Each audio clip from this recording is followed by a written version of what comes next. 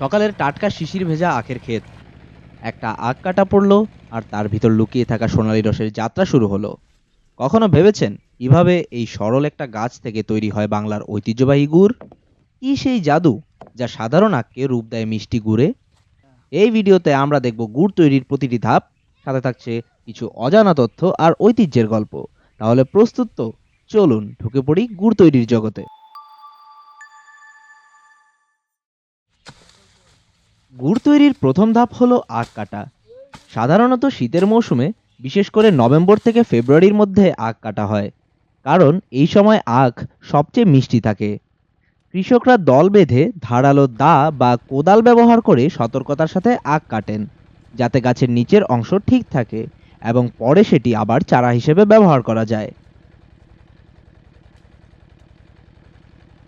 আখ থেকে রস বের করার জন্য ব্যবহার করা হয় বিশাল চূর্ণ যন্ত্র বা ক্রাশিং মেশিন। আগেকার দিনে এই কাজ গরু দিয়ে টানা চাকা ঘুরিয়ে করা হতো, কিন্তু এখন মোটরের সাহায্যে মেশিন চালানো হয়। আখ থেকে যে রস বের হয় তা সরাসরি পানযোগ্য নয়। এতে ময়লা, ছোট আখের টুকরা ও অন্যান্য অপ্রয়োজনীয় উপাদান থাকে। তাই চালনির সাহায্যে এটি ছেঁকে নেওয়া হয়, যেন শুধুমাত্র বিশুদ্ধ রসই সংরক্ষণ করা যায়। পরিষ্কার রস তেলের পুরনো টিনের ক্যানে সংগ্রহ করা হয়, কারণ এটি সহজলভ্য। এক একটি ক্যানে প্রায় 25 লিটার রস ধরে। আখ থেকে রস বের হয়ে যাওয়ার পরে বাকি থাকে আখের ছোবা, যা মেশিনের পেছন দিক দিয়ে বের হয়ে আসে। এটি একেবারেই ফেলে দেওয়া হয় না, বরং রোদে শুকিয়ে পরবর্তীতে জ্বালানি হিসেবে ব্যবহার করা হয়। এইভাবে পুরো আখেরই কার্যকর ব্যবহার নিশ্চিত করা হয়। এটাই সেই বিশালাকৃতির চুলা যাকে স্থানীয়ভাবে বলা হয় ডিঙি। এটি সাধারণত মাটির তৈরি হয় এবং এটি দীর্ঘক্ষণ তাপ ধরে রাখতে পারে, ফলে রস দ্রুত সিদ্ধ হয়।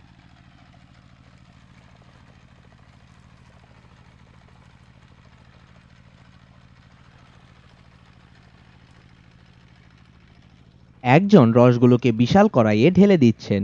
ঢেলে দেওয়ার সময়ও রসগুলোকে আরেকবার ছেঁকে নেওয়া হয়। এখন এটিকে জাল দেওয়া হবে। একেবারে অনেক পরিমাণ রস জাল দিলে সময় কম লাগে এবং তা সমানভাবে ঘন হয়।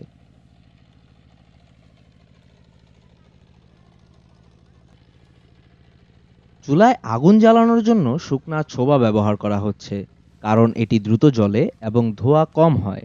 এছাড়া এটি অর্থনৈতিকভাবে লাভজনক, কারণ আলাদা কোনো জ্বালানির প্রয়োজন পড়ছে না।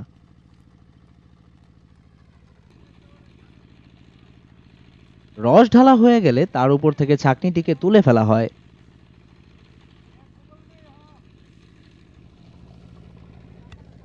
গুড় তৈরির আরেকটি গুরুত্বপূর্ণ উপাদান হলো শিমুল গাছের বাকল। এটি ছেঁচে রস বের করা হয়, যা গুড়ের মিশ্রণকে আরও মসৃণ ও স্বচ্ছ করতে সাহায্য করে। আগেকার দিনে প্রাকৃতিক উপাদান ছাড়া কোনো রাসায়নিক ব্যবহার করা হতো না, তাই শিমুল গাছের বাকলের রস আজও ঐতিহ্যবাহী গুড় তৈরির একটি অংশ। একটি হাতুড়ির সাহায্যে ছেঁচে ছালগুলোকে পানিতে ধুয়ে রস বের করে নেওয়া হচ্ছে, যে পানি সরাসরি গুড়ে প্রয়োগ করা হবে। শিমুল গাছের রস ধীরে ধীরে কড়াইয়ে ঢালা হচ্ছে, যা ফুটন্ত আখের রসের সঙ্গে মিশে যাবে। এর ফলে গুড়ের গঠন আরও ভালো হয় এবং সেটি বেশি দিন নষ্ট না হয়ে সংরক্ষণ করা সম্ভব হয়। রস ফুটতে শুরু করলে এর উপরে ঘন ফেনা জমতে থাকে, যাকে স্থানীয় ভাষায় বলে গাদ। এই ফেনার মধ্যে থাকা অপ্রয়োজনীয় উপাদানগুলো সরিয়ে ফেলতে হয়, যাতে গুড়ের স্বাদ বিশুদ্ধ থাকে। গুড়ের রং আরও আকর্ষণীয় ও সংরক্ষণ ক্ষমতা বাড়ানোর জন্য সামান্য পরিমাণে খাবার সোডা মেশানো হয়। অল্প পরিমাণ সোডা দিলে গুড়ের স্বাদ ঠিক থাকে, কিন্তু বেশি দিলে সেটির স্বাদ ও গুণমান নষ্ট হয়ে যেতে পারে।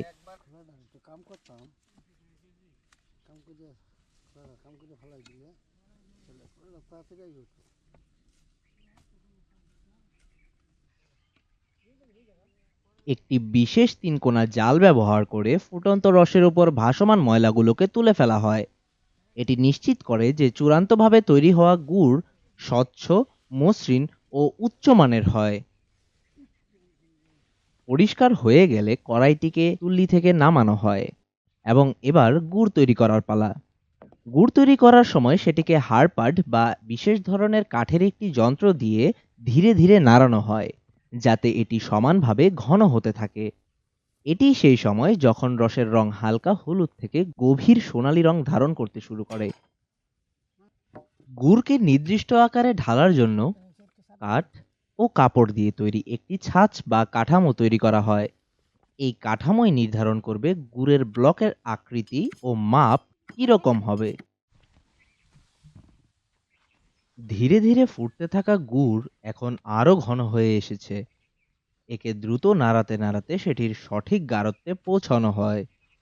ঠিক এই পর্যায়ে গুড়ের প্রকৃত স্বাদ ও মিষ্টত্ব। খুবই সাবধানতার সাথে গরম গুড় একপাশে টেনে নেওয়া হচ্ছে, যাতে এটি দ্রুত ঠান্ডা হয়ে শক্ত হতে পারে। এই প্রক্রিয়াটি সঠিকভাবে না করলে গুড় সমানভাবে জমাট বাঁধবে না। গুড় ঢালার জন্য একটি কাঠের ফ্রেমের ভেতর পরিষ্কার কাপড় বিছানো হচ্ছে, যাতে সেটি আকার ঠিক রেখে শক্ত হতে পারে। এই কাপড় ব্যবহার করলে গুড়ের নিচের অংশ নরম ও মসৃণ হয়, ফলে এটি সহজেই কাটা ও সংরক্ষণ করা যায়।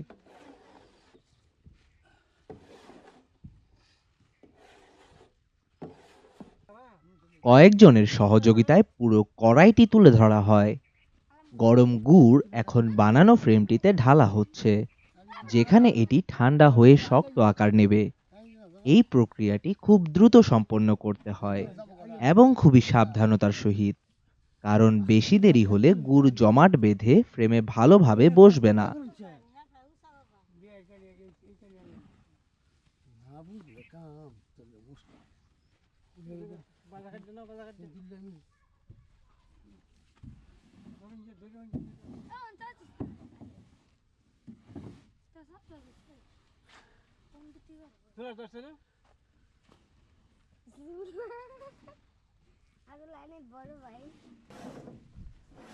ফ্রেমে ঢালা গুড়ের ভেতর কোনো ফাঁপা অংশ যেন না থাকে, তাই একজন সেটি ভালোভাবে নেড়ে নিচ্ছেন। এটি নিশ্চিত করে যে গুড়ের প্রতিটি ব্লক সমান ঘন হবে এবং ভেতরে কোনো বাতাস আটকে থাকবে না। গুড় কিছুটা শক্ত হওয়ার পর এর উপরে সুন্দর ডিজাইন আঁকা হচ্ছে, যা দেখতে একে আরো আকর্ষণীয় করে তোলে। অনেক গ্রামে এটি ঐতিহ্যের অংশ হিসেবে করা হয়, যেন গুড় দেখতে আরো সুন্দর ও বাজারে বেশি আকর্ষণীয় হয়। এই গুড়ের বিশেষত্ব হলো এটি মাঠ থেকে সংগ্রহ করা হয় এবং মাঠেই তৈরি করা হয়। যেখানে আখ জন্মায় সেখানেই রস বের করে জাল দিয়ে পরিশ্রমের মাধ্যমে তৈরি করা হয় খাঁটি গুড়, একদম প্রাকৃতিক ও বিশুদ্ধ। আপনি চাইলে চোখের সামনে বানানো গুড় নিয়ে যেতে পারবেন ময়মনসিংহের ফুলবাড়িয়া উপজেলা, যেখানে শত বছরের ঐতিহ্যে আজও তৈরি হচ্ছে খাঁটি আখের গুড়।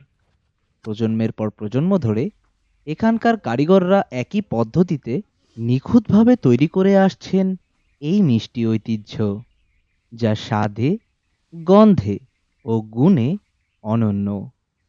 এইভাবেই তৈরি হয় আমাদের ঐতিহ্যবাহী আখের গুড়, স্বাদে মিষ্টি, স্বাস্থ্যকর ও ঐতিহ্যের ধারক। শত বছরের পুরনো এই পদ্ধতিতে তৈরি গুড় শুধু আমাদের খাবারই নয়, বরং বাংলার সংস্কৃতিরই একটা অংশ বটে।